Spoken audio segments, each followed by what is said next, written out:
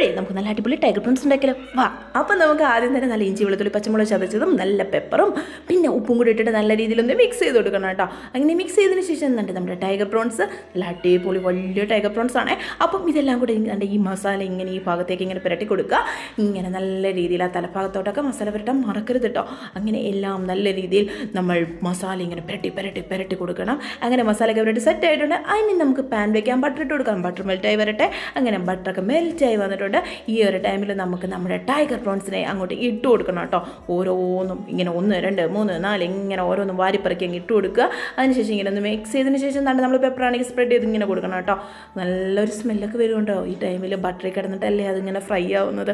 അപ്പോൾ നമ്മുടെ ഫ്രൈ ഇവിടെ സെറ്റ് ആയിട്ടുണ്ട്. അപ്പോൾ നമ്മുടെ ബട്ടർ ടൈഗർ പ്രോൺസ് ഫ്രൈ ആണേ. അപ്പോൾ സെറ്റ് ആയിട്ടുണ്ട്. നമ്മളത് പാനിൽ നിന്ന് നമ്മുടെ പ്ലേറ്റിലോട്ട് മാറ്റുകയാണ് കേട്ടോ. അടിപൊളിയായിട്ട് ഫ്രൈ ആയിട്ട് വന്നിട്ടുണ്ട്. പെട്ടെന്ന് തന്നെ കുക്കാവും കേട്ടോ, ഒരുപാട് ടൈമൊന്നും വേണ്ട.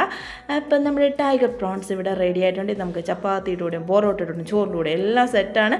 അപ്പോൾ അത്രയേ ഉള്ളൂ. ബൈ.